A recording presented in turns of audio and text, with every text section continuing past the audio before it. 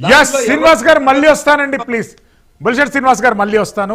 మోహన్ రెడ్డి గారు, రాష్ట్ర వ్యాప్తంగా నిరుద్యోగులకు రిక్త హస్తాన్ని అధికార పార్టీ చూపిస్తుంది. డిఎస్సి పేరుతోని హడావుడి చేసినటువంటి డిఎస్సి కూడా నిర్వహించడం సాధ్యం కాదని ప్రభుత్వ టెక్నికల్ కమిటీ తేల్చి చెప్పింది. ఏంటి ఇప్పుడు పరిస్థితి? నమస్కారం అండి. మీకు ప్యానెల్లో పాల్గొన్న పెద్దలకు, చూస్తున్న వీక్షకులకు అందరికీ గణతంత్ర 75వ గణతంత్ర దినోత్సవ శుభాకాంక్షలతో పాటు ఏదో ఈ రోజన్నా స్వేచ్ఛగా స్వతంత్రంగా మాట్లాడుకుందాం, అనవసరమైనటువంటి భాష మాట్లాడడం, అనవసరమైనటువంటి సబ్జెక్ట్ మాట్లాడడం బాగుండదని నేను అనుకుంటున్నా. అంటే భావోద్వేగం అండి, తప్పదు అది. అదే ఇప్పుడు బొలిశెట్టి శ్రీనివాస్ గారు ఈ రోజు ఎందుకు చాలా బొలిశెట్టి శ్రీనివాస్ గారు కొద్దిసేపు అన్నా, కొద్దిసేపు మీరు మాట్లాడినారు కదా, మళ్ళీ మీరు మాట్లాడతారు. కొద్దిసేపు ఈరోజు చాలా వాస్తవాలు మాట్లాడినారు. ఏం మాట్లాడినారు? ఉచితాలు ఇవ్వడం మంచిది కాదు, నాకు నచ్చడం లేదు. ఓకే, ఇదేది మన రిజర్వేషన్ పెట్టడం మంచిది కాదు, నచ్చలేదు. మరి వాళ్ళ నాయకుడిగా సుప్రీమా, ఆయన ఏం చెప్పినాడు? వాళ్ళ నాయకుడు ఈ ఉచితాలు మేము రద్దు చేయము, ఇంతకన్నా మంచి మెరుగైన ఉచితాలు ఇస్తామని చెప్పి మరి వాళ్ళ నాయకుడు చెప్పినాడు. సేమ్ టైంలో మా శ్రీనన్న వాళ్ళ నాయకుడు కూడా ఇదే మాట చెప్పినాడు, మేము జగన్మోహన్ రెడ్డి గారు పెట్టినట్టు ఏవి కూడా తీసేము, వాటికన్నా ఇంకా మెరుగైనటువంటి పాలన అందిస్తామని. మరి దీనికి ఏమర్థం చెప్పాలో నాకు అర్థం కాలే. ఒకటి. రెండోది, ఉద్యోగాల గురించి, రాష్ట్ర కరువు పరిస్థితి గురించి, రాష్ట్ర ఇబ్బందుల గురించి, రాష్ట్రానికి ఉన్నటువంటి సమస్యల గురించి బ్రహ్మాండంగా మాట్లాడడం జరిగింది. ఇప్పుడు జగన్మోహన్ రెడ్డి గారు ముఖ్యమంత్రి అయిన తర్వాత దాదాపు దగ్గరలోనే కరోనా స్టార్ట్ అయ్యి దాదాపు 2 సంవత్సరాల కరోనాతో మనకి ఇబ్బందులు అందరికీ తెలిసిన విషయమే. ఆ తర్వాత 1 సంవత్సరం వచ్చిన తర్వాత వర్షాలు ఇవి లోపల కార్యక్రమం స్టార్ట్ అయిన తర్వాత అప్పటికే దాదాపు 2,07,000 రూపాయలు, 2,07,000 పర్మనెంట్ ఉద్యోగాలు ఇచ్చిన సందర్భం జగన్మోహన్ రెడ్డి గారు ముఖ్యమంత్రి అయిన తర్వాత మాత్రమే జరిగింది. భారతదేశంలో ఏ రాష్ట్రంలో ఏ ముఖ్యమంత్రి కూడా ఇన్ని ఉద్యోగాలు ఒకేసారి ఇచ్చినటువంటి మోహన్ రెడ్డి గారు క్షమించాలి, నేను అడిగిన ప్రశ్నకు దయచేసి జవాబు చెప్తే వ్యూవర్స్ అందరూ దానికి జస్టిస్ చేస్తారు. వాళ్ళందరూ ఏమంటున్నారంటే వైసీపీ అధికార ప్రతినిధులు ఎవరు అడిగిన ప్రశ్నలకు జవాబు చెప్పారని మీకు కామెంట్ స్క్రీన్ షాట్ తీసి పంపిస్తానండి. దయచేసి నేను డిఎస్సి నిరుద్యోగ సమస్య కాదు, మీరు నెలకు 5,000 ఇచ్చి రిక్రూట్ చేసుకున్నటువంటి వాలంటీర్ల గురించి అడగలేదు. ఇంకా అంటే మినిమం వేజెస్ కూడా ఇవ్వకుండా యువతను మీరు ఎక్స్ప్లాయిట్ చేస్తున్నటువంటి లక్షలాది మంది యువకుల గురించి అడగలేదు. మీరు జాబ్ క్యాలెండర్ గురించి రిక్తహస్తం చూపించారు. మీరు డిఎస్సిలో 32,000 పోస్టులు ఉంటే 6,000 పోస్టులు వేస్తామన్నారు. ఆ 6,000 పోస్టులకు కూడా ఈరోజు దిక్కు దివానా లేనటువంటి పరిస్థితిలో ఆంధ్రప్రదేశ్ యువకులు ఉన్నారని చెప్పి దాని మీద మాట్లాడండి ప్లీజ్. ఇప్పుడు శ్రీశైలం గారు, మీరు అడిగిన క్వశ్చన్ ఒకటి, వాళ్ళు చెప్పిన ఆన్సర్లు రకరకాలు ఉన్నాయి.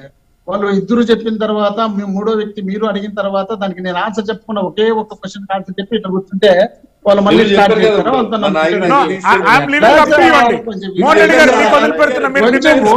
ఓపిక మనం ఆంధ్రప్రదేశ్ కి సంబంధించినటువంటి చరిత్ర మాట్లాడుతున్నాం.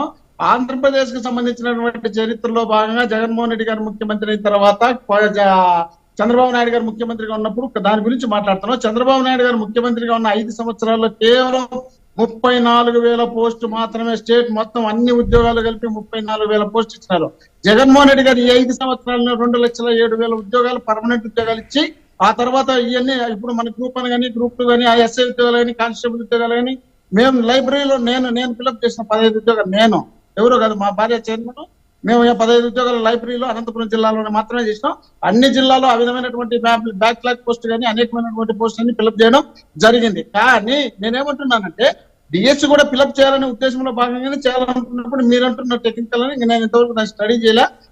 దాన్ని చేయాలని మేమే తప్పించుకొని పోవాలని కాదు. 98 అండి, 1998లో చంద్రబాబు నాయుడు గారు ముఖ్యమంత్రిగా ఉన్నటువంటి డిఎస్సి వాళ్ళను క్వాలిఫై చేసి వాళ్ళు రోడ్లలో ఇచ్చిపెట్టి వాళ్ళు టీ బంకుల్లోను, బీడీల బంకుల్లోను అడక్క తింటాను, రోడ్ల మడి, ప్రైవేట్ స్కూళ్లలోను లాస్ట్ బిచ్చం ఎత్తుకుంటా తిరుగుతున్నటువంటి వ్యక్తులకు జగన్మోహన్ రెడ్డి గారు సీఎం అయిన తర్వాత వాళ్ళందరికీ టీచర్ పోస్ట్ ఇచ్చిన శాబాష్ జగన్ అన్న ఇంతకన్నా మంచి మనసు ఉన్నటువంటి ముఖ్యమంత్రులు రారని ఆ టీచర్లు చెప్తుంటే ఎట్లా సార్ మన ఇది తప్పు, శ్రీశైలం గారు. డిసైడ్ చేసి రిజెక్ట్ పారేస్తే ఆంధ్ర పోతుంది. రాష్ట్ర ప్రజలు ఏ విధంగా మనం Please. మాట్లాడగలుగుతాం? ఎప్పుడు మనం చేయగలిగినాం? మన చరిత్రలో ప్రజలకు మేలు చేసిన చరిత్ర ఆంధ్రప్రదేశ్ చరిత్రలో చంద్రబాబు నాయుడు గారికి లేదు.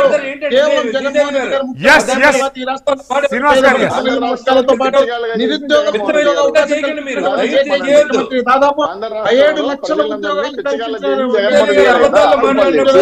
కాంట్రాక్ట్ ఉద్యోగాలు, అలాంటి ఉద్యోగ అవకాశాలు కల్పించినటువంటి ముఖ్యమంత్రి భారతదేశంలోని ఎక్కడ దొరకపోతే ఎలాంటి ఉద్యోగాలు వీళ్ళు ఇచ్చారు ముఖ్యమంత్రిగా రెడ్డి గారు? ఉన్నప్పుడు వీళ్ళు ముఖ్యమంత్రిగా చెప్పండి, ఉన్నప్పుడు మీరు ఇచ్చే బీటెక్ లైబ్రరీ విద్యార్థులు ఉద్యోగాలు, చైన్ స్నాచింగ్ మీ పార్టీ దొంగలుగా ఇచ్చిన దొరికి ఉద్యోగాలు, కేసులు ఇరుక్కొని మీ పార్టీ అనేక కార్యకర్తలకు ఇచ్చిన సమస్యలతో ఉద్యోగాలు. సతమతమైపోయినటువంటి సందర్భాలు తెలుగుదేశం పార్టీ అధికారంలో ఉన్నప్పుడు ఉన్నాయి సార్.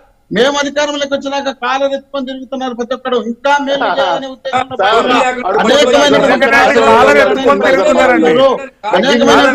వాళ్ళు ఎత్తుకు తిరుగుతున్నారు. వాళ్ళు ఎక్కడ ఎత్తుకుపోతారు?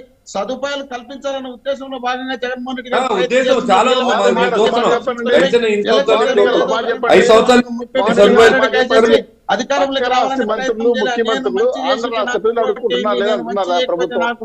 శ్రీనివాస్ చౌదరి గారు ఆగండి ప్లీజ్. శ్రీనివాస్ చౌదరి గారు ప్లీజ్. భారతదేశంలో ఒక్క జగన్మోహన్ రెడ్డి గారు మాత్రమే ఏ బాగా సంపాదించాడు. చేస్తే మేలు చేయండి, మంచి డబ్బుని. చేస్తే మేలు చేయొద్దు అని చెప్పినటువంటి ముఖ్యమంత్రి జగన్మోహన్ రెడ్డి గారు. మరి అదే తెలుగుదేశం పార్టీ వాళ్ళు మేము 5 సంవత్సరాలు బ్రహ్మాండంగా పరిపాలన చేసినాం, ఈ పరిపాలన చూసి నాకు ఓటేయండి అని చెప్పి చంద్రబాబు గారు చెప్పాలండి. చంద్రబాబు గారు ఆ మాటే చెప్పలేరు. అలయన్స్ పెట్టుకుంటారు, పొత్తులు పెట్టుకోవాలంటారు, మీడియాని సపోర్ట్ చేయాలంటారు, ఈనాడు ఎన్టీవీని తిడతారు, టీవీ 9 తిడతారు, జగన్మోహన్ రెడ్డి గారిని తిడతారు, వాళ్ళ వ్యక్తిగత కుటుంబాలను తీసుకొచ్చి సమస్యలు తీసుకొచ్చి పెడతారు, రాష్ట్రంలో దేశంలో ఉన్న అన్ని పార్టీలతో కలిసి ముందుకు చేయాలనుకుంటారు.